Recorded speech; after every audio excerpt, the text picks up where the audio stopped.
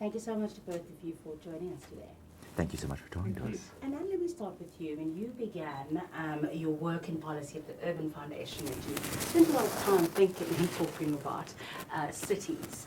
So, firstly, tell us why you decided to invite him to South Africa and what you're hoping we can learn from his research. Well, CDE's done a lot of work on cities in the past, and as you rightly say, the Urban Foundation, which was instrumental in helping to get rid of influx control, the linchpin of apartheid in the 1980s, meant that we had to know a lot about cities and how South African cities would grow. I think the time is ripe in South Africa now to restart the conversation about cities and place them at the center of the debate about how we get back to much higher growth, how we deal with unemployment, and how we compete more effectively with other countries in the globe.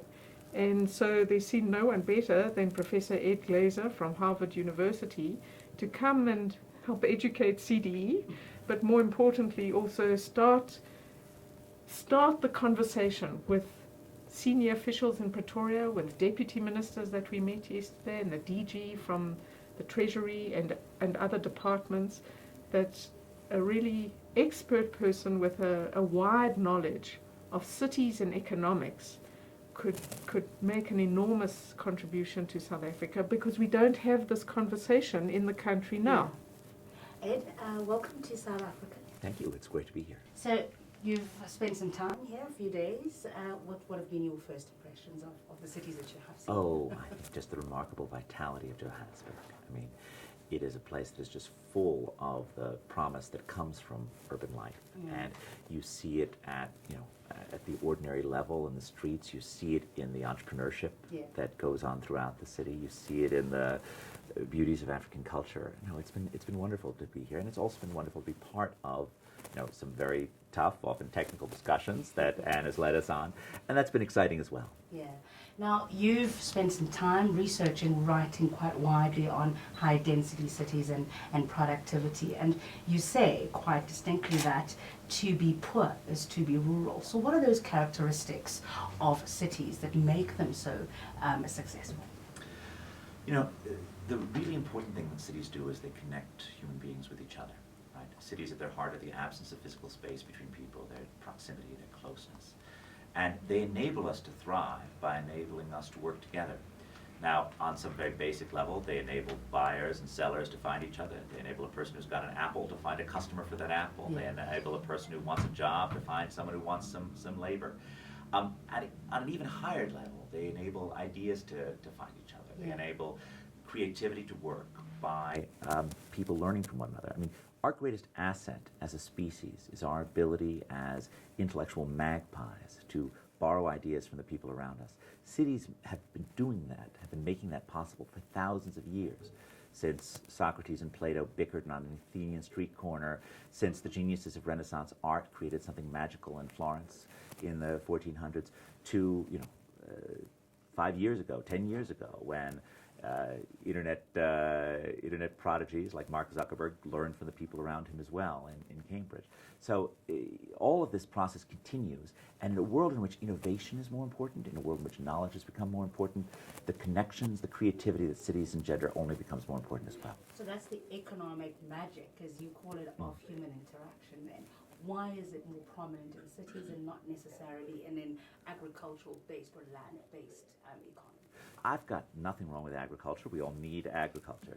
But low-density living is not nearly as interactive as high-density living is.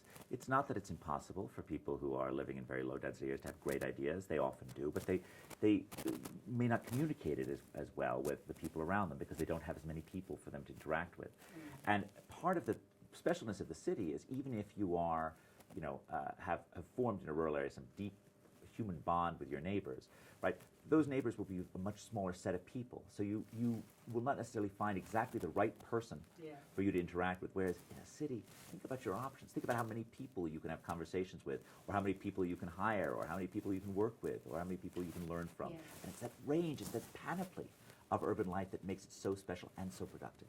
And Ed makes a very interesting point about the rural side, and I just wonder what the policy-making implications are going to be for South Africa? Well, South Africa, for a long time now, has been ambiguous about the urbanisation process. I have many friends who listen and then they say, oh, but what about the rural areas? Can't we take jobs to the rural areas? And unfortunately, this has had an impact on our policy making. And our public conversation spends a lot more time on rural issues than it does on urban issues. Now, the people who live in rural South Africa matter, and we should have a serious strategy for the future of rural South Africa. We've never had one under apartheid or under the democratic government, and it's time we did have. But the future of South Africa is urban. We're already over 63-4% urbanized, and this is not going to stop. It's going to increase. And in fact, the country needs to be more urbanized. We need some parts of the rural areas. There are too many people who live there. It's overpopulated, and that affects the ability of anybody to make a living. So, of course, people need choices, and this should be free movement, but the trajectory of South Africa is for increased urbanization. What that means is we have to spend a lot more time thinking about how we manage the cities and how we deal with a range of issues, from crime, which I think holds a number of people out from moving to our cities because they're scared of crime, so they commute very long distances, never see their children, eat up a lot of their money when they should be in the city. Yeah. But then the cities have to provide opportunities, mainly for employment, but also for affordable housing, which can incrementally be built up. So there are very big consequences for South Africa for accepting the importance of cities for the national economy and for employment and for a better quality of life. And that's very important, talking about crime then, because it's not all roses, right? Density does come with a downside to it as well, crime, infectious diseases and so on. How do cities overcome that, and what lessons can we learn in South Africa? It's been a long fight against the demons of density. You're exactly right. I mean, if two people are close enough to exchange an idea face to face, they're also close enough to exchange a contagious disease. And making cities livable has been a 3,000-year challenge for humanity, and it remains, in some sense, the great challenge of the 21st century. South Africa actually needs to remember that it's hardly in a particularly bad situation from a global perspective on this, but it needs to be focused on smart solutions that are done with serious cost-benefit analysis, and smart solutions that leverage existing assets, right? So often you see an urban problem like, for example, transport.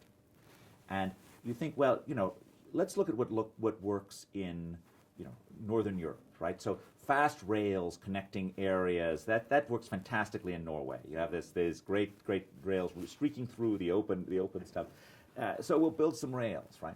The problem is that rails are incredibly expensive. They work very well connecting very dense areas at best.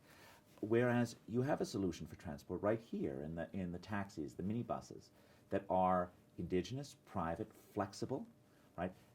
They're a great solution. They just need to be gradually improved over time. Yeah. And what needs is policy making that respects what South African cities already do well and figures out how to upgrade them slightly, make them slightly safer, improve customer experience, reduce waiting times, thinking about areas in which the public sector can intervene lightly rather than just grafting on some solution from some completely different level of wealth and density that just doesn't fit. A big focus of what you do here at the centre is around education, the low-fee schools, for example.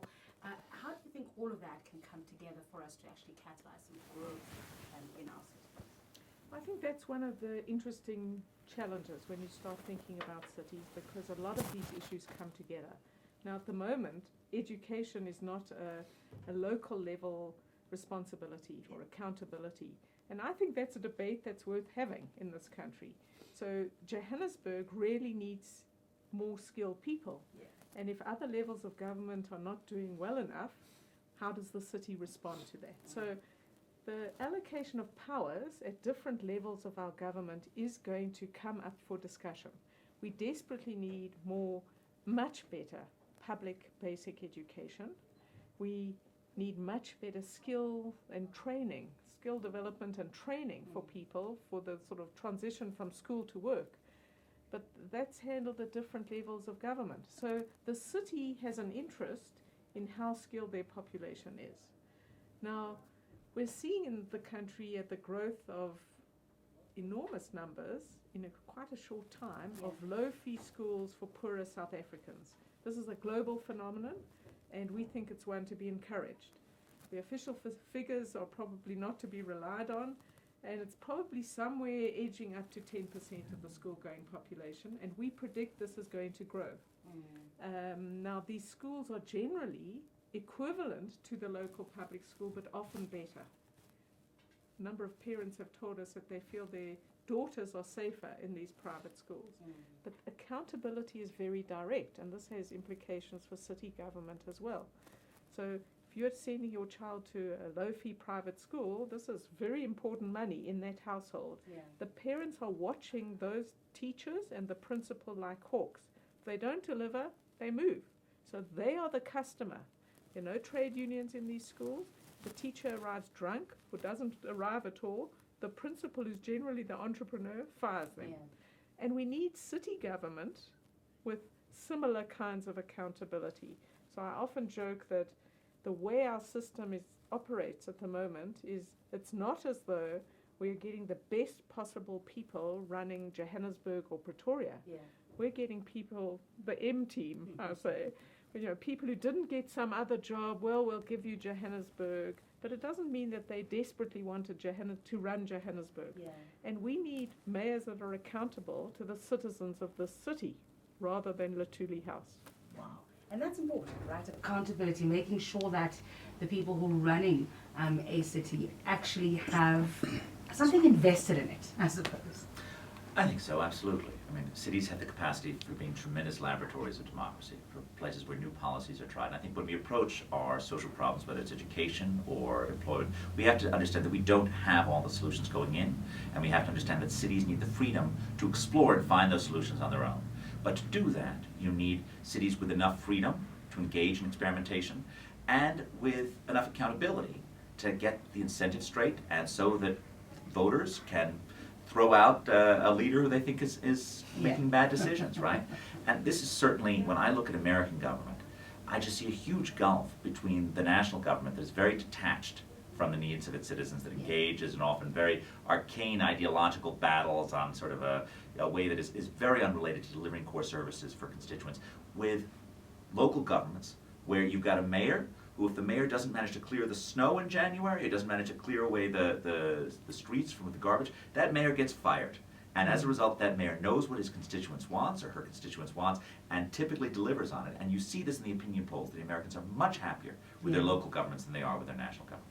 So you've been here a few days now in South Africa. You've seen the vibrancy and entrepreneurship in places like Alex, for example.